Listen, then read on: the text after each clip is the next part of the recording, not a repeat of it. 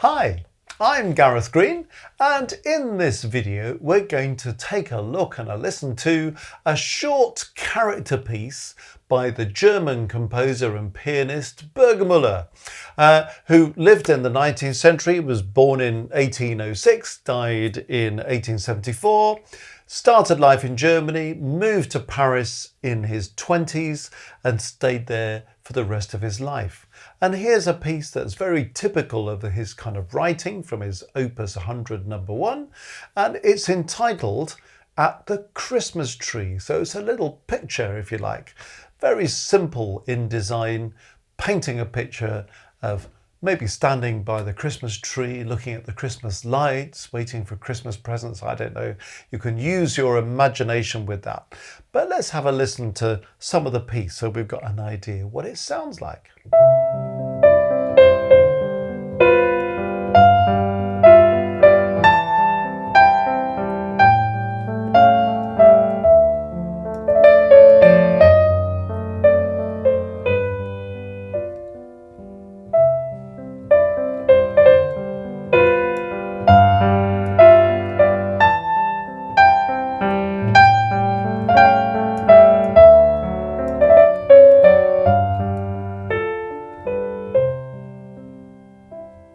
So there's the opening section of this piece. It's a charming melody, isn't it, with a rather beautiful chord structure underpinning the accompaniment. So it's a way of just looking at a kind of romantic piano style to understand what's going on a little bit with Burgermüller, not in the front line of fame, but writing very charming music. And it's also an opportunity for those who are wanting to maybe write piano music just to think about, well, here's one way in which you might like to go about it. Here we've got a short piece. It's in ternary form. So we have an A section that begins at the beginning, surprisingly. I've just played up to here, which is the end of the A section. We then have a central B section, which is in the relative minor key. The A section's in C major, the B section is in A minor. We come to the end of the B section down here. There's then a D C. So we go back to the beginning. And we do that A section again. And when we come to the end of the A section, this time we go to the coda to finish off the piece. So it's a typical ternary structure, A, B, A, coda to finish off, with the B section in the relative minor key. And what does he do in the A section? Well, he writes this rather beautiful melody, very simple in design, as I say, a short 2-bar phrase.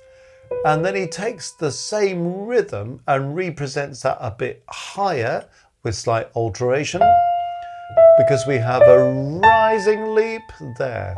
So you can see how he's just raised the emotional temperature of the melody on that second 2-bar phrase. Then we go on, starting with the same rhythm again. And then this time we kind of extend onto this. So we now have really essentially a 4-bar phrase. And after that opening rhythm, so you see in this rhythm of this opening of the third phrase, we're copying the opening of the previous 2 phrases.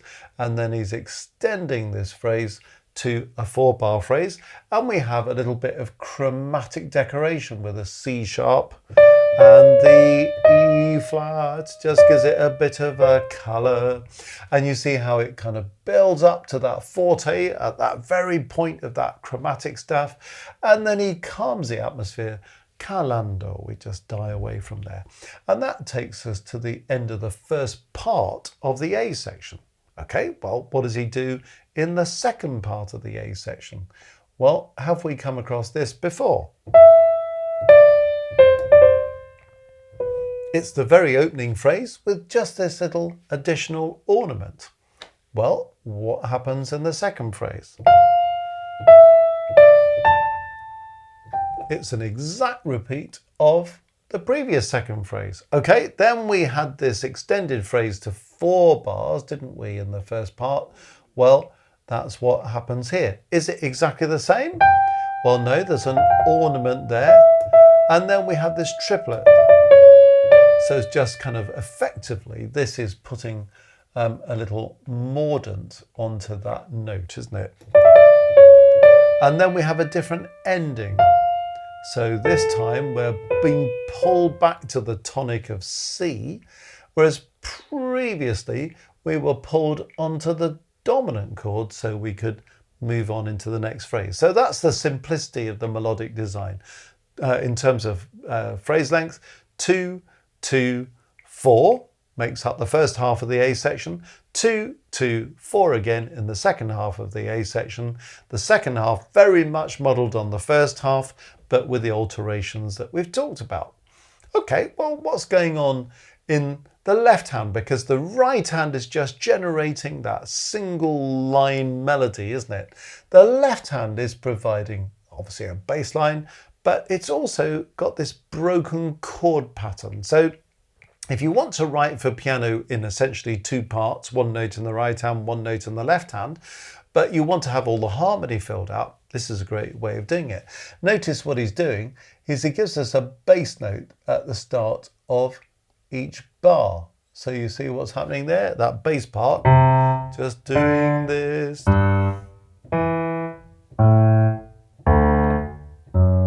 And he carries on doing that. And then the rest of each bar is filling out the harmony. So in bar 1, we have chord 1. We're in C major, so C, E, G.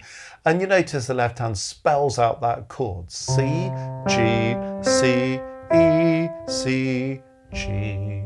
When we come to the second bar, we have a chord 5, 7 in second inversion. So D and then G, B, F.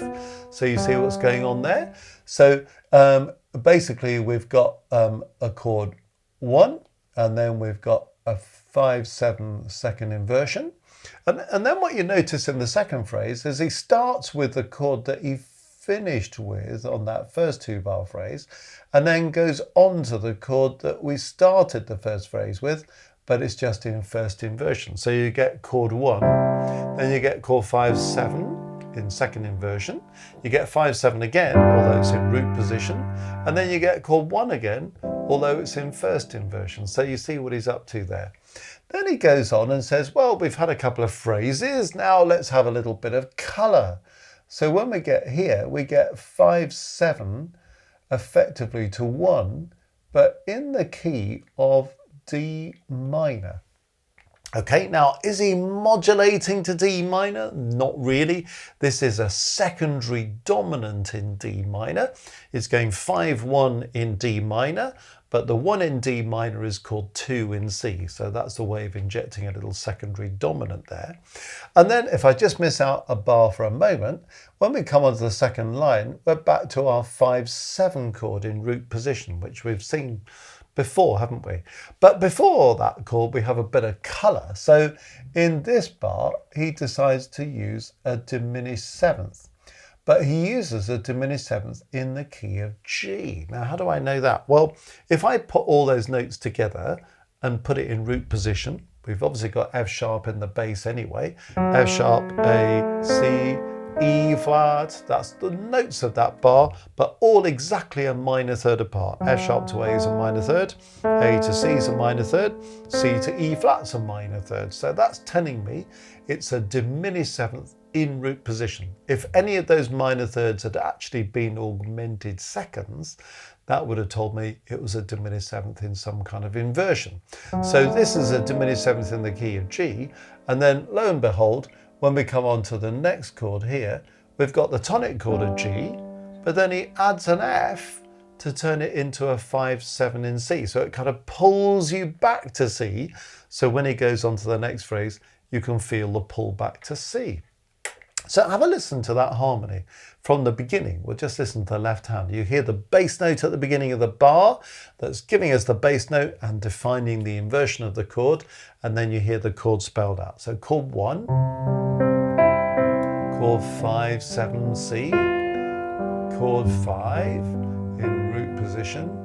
I don't know why I wrote C there because I really didn't mean to write a C at that point. So let's just put that right. It's just a 5, 7.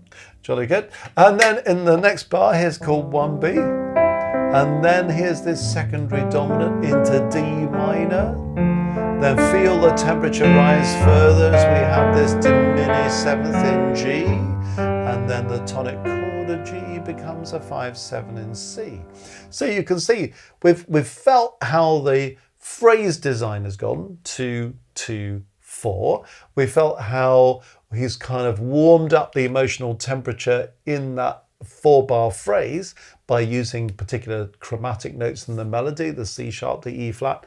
Now we're hearing how the harmony is helping that. The harmony is neutral, if you like, in the first 4 bars. It's just tonic, dominant, dominant, tonic, with that bars 3 and 4 kind of answering 1 and 2. We start with 1, we go to 5. We do 5 again, we come back to 1. So, you know, that's fairly neutral, isn't it? Then we have all this kind of activity in the 4-bar phrase where we say, oh, secondary dominant to D minor, we've gone somewhere new. And then, oh, let's have a twist in the tail. Diminished 7th in the key of G. Why in the key of G? Well, because the chord of G is the dominant chord of C. So we get to the chord of G and then we add a 7th and we go, aha. And it pulls us back again to the key of C. Now, put that with a melody and let's hear how all that fits together. So we get this kind of ongoing rhythmic movement with the left hand quavers, those 8th notes in the left hand. So there's a kind of sense of moving forwards. We have this slower moving melody in the right hand that sings out over the top, and the left hand spelling out that chord language. And then he writes andantino con molta espressione. So, you know, kind of fairly slow with a lot of expression. And then we're picturing this scene at the Christmas tree.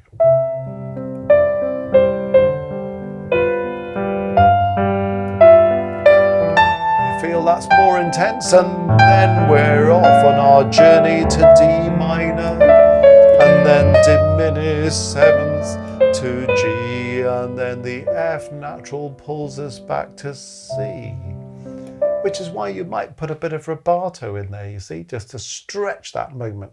It's a structural point inside the A section, but we're being pulled home to C. And then when we move on from this point, we can see how we're reliving so much of it. We've talked about what's happened to the melody. Well, the same kind of things happening to the harmony. It's chord 1 again. And then it's this 5/7C. And then it's 5/7 root position. This is all the same as before. Then it's chord 1 first inversion. Oh, guess what? Here comes the secondary dominant in D minor, but actually this time he puts an F sharp in the left hand. So you're thinking it's going to be a chord of D minor, but it feels now like a chord of D major. But then you're thinking actually all this chord is a dominant 7th in the key of G. So it's slightly changed, doesn't it? Instead of being a diminished 7th in G, now it's a dominant 7th in G. And then we go straight onto a 5/7 in C major. Okay, then we have the B section. And this, you know, with a bit of sadness, con dolore. But see what we're doing now. We're kind of following exactly the same pattern, but in A minor. I won't go through all that detail again, but you can hear how it contrasts because of the tonality change. And a bit more kind of urgency, passion with the forte.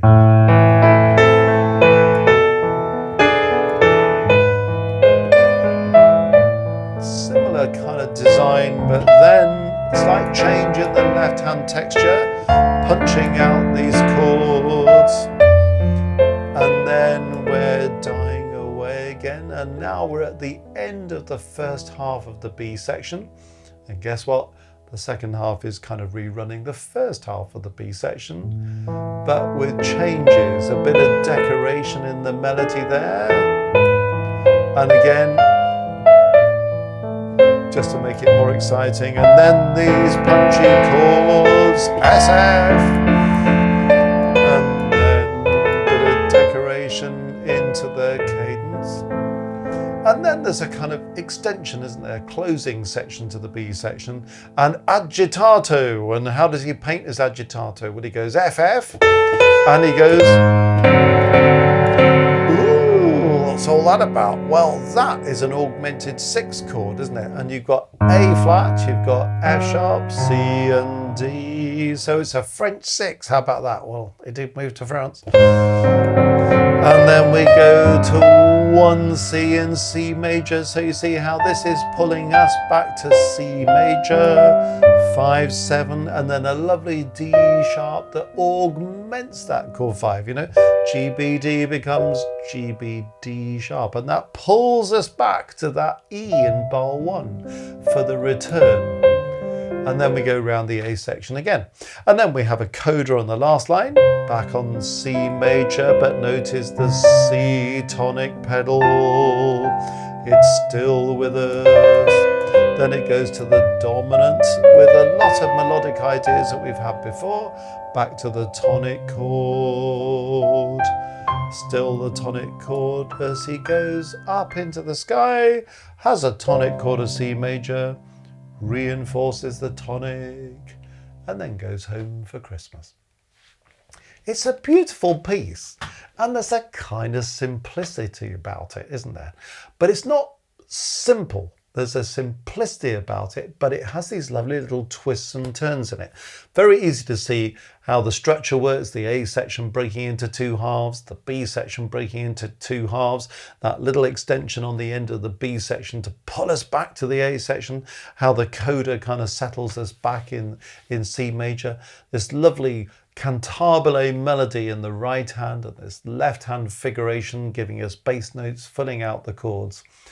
How to write a piece of music that is not overcomplicated, but is very beautiful, very engaging, kind of indulges the emotions a little bit, and paints a picture at the Christmas tree. So there we are, a little invitation into the life and the music of one of those slightly lesser mortals of the 19th century, Franz Burgermüller. Well, if you've enjoyed this video, you might want to go to our website, www.mmcourses.co.uk. If you click on courses, you'll find all sorts of resources there that might be of interest to you. We've got analysis courses where we're doing the kind of thing that's happened in this video, but in much more detail with some much bigger pieces. So you might want to have a look at that analysis of a Beethoven sonata, for example, or a Bach prelude and fugue. You might want to know more about this harmony we've been talking about, in which case have a look at our theory courses. You might want to be able to hear this sort of harmony and melody more clearly. Have a look at the oral dictation course. Lots of things there on other topics besides. While you're on the homepage, just click on Maestros to find out about our global musical community that you might want to be a part of. Level 1 is a kind of support level, comes with various little perks, so they're quite fun. And level 2 comes with all the level 1 benefits, but in addition, you have access to a monthly live stream where I'm putting an hour of teaching in every month on topics that members are requesting frequently. We have a live chat so we can have a great discussion, exchange of ideas. Everybody gets to know each other, to support each other. Lots of people who are doing their own thing in different parts of the world suddenly connect with other musicians in other parts of the world and find that a really engaging thing and have the opportunity to learn. If you want to join level 3, well, you have all the level 1 and 2 benefits. In addition, you can get a discount on any of our courses, and you can attend a second live stream every month where we invite you, if you wish, to submit your own compositions, your own harmony, your own arrangements, recordings of your own playing, anything really about which you would value one-to-one feedback. And that's what we do in that second live stream. And we share all that together so we can all learn from each other. And again, the live chat means that we can ask questions and just share views on stuff. So have a look at that. You might very well be interested in joining that. Other things are there too. So go onto the website and see what there is of interest to you.